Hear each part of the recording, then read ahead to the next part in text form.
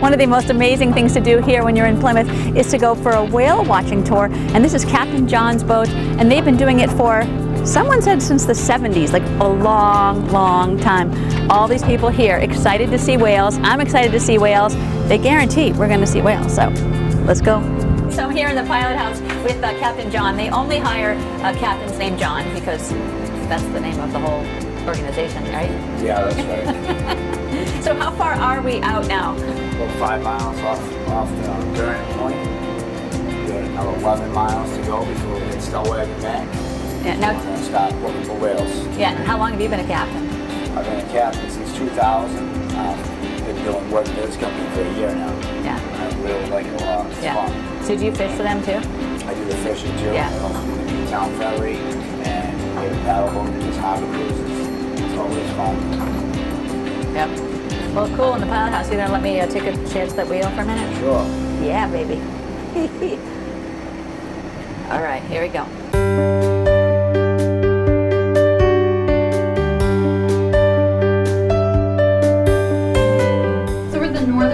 Their migration. They're here in order to eat. They're here during the summer months. So they get here about April and they'll leave in the fall. They're trying to gain about 6 to 8 tons in weight over the course of the feeding season. And so I'm with Michelle. She's the naturalist. She's been on the mic talking to the people on the boat. Is it just complete pleasure when you're out here, or are you actually studying and noticing and recording? Sure. So for me, it's completely pleasure, and it's making sure my passengers have a good time. Yeah. For our interns, it's a different story. Yeah. When we have a lot of whales, everybody else loves it except for the interns. Because they have to write down every group of whales they see, where they are, what they're doing, what time it is, how long we're with them. You can actually identify humpback whales as individuals, and so with that, they have to figure out who each whale is as well. So we work with all other whale watch boats, so everybody kind of takes a different spot. So being out of Plymouth, we're always responsible for checking this area. The guys out of P-Town will check around the beach, this area. The guys out of Boston will check that northern part of the bank because they're going to go through it anyway. Yeah. So we all work together, and then whoever finds whales, we share our sightings. So what's the most important thing you think that people need to know about whales? Like if you could leave the audience with just one impression about whales, what would you say?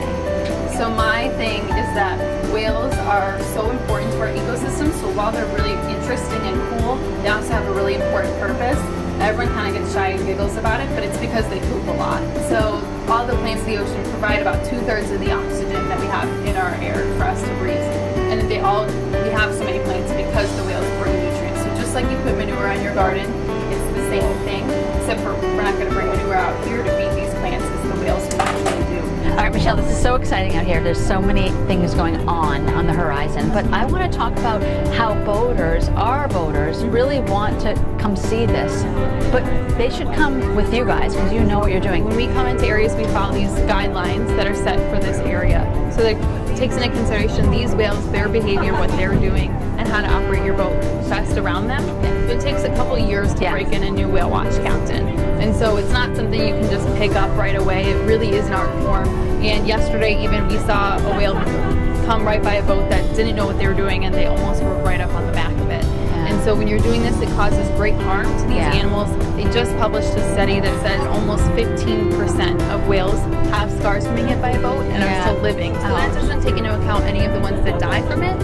And so we want to make sure that our whales stay as safe as possible. We know that most of those strikes happen not by whale watch boats. Very, very, very few. And not intentionally. So you know what? None of them are intentional. Come visit Plymouth. Come on this whale watch tour with people who are experts.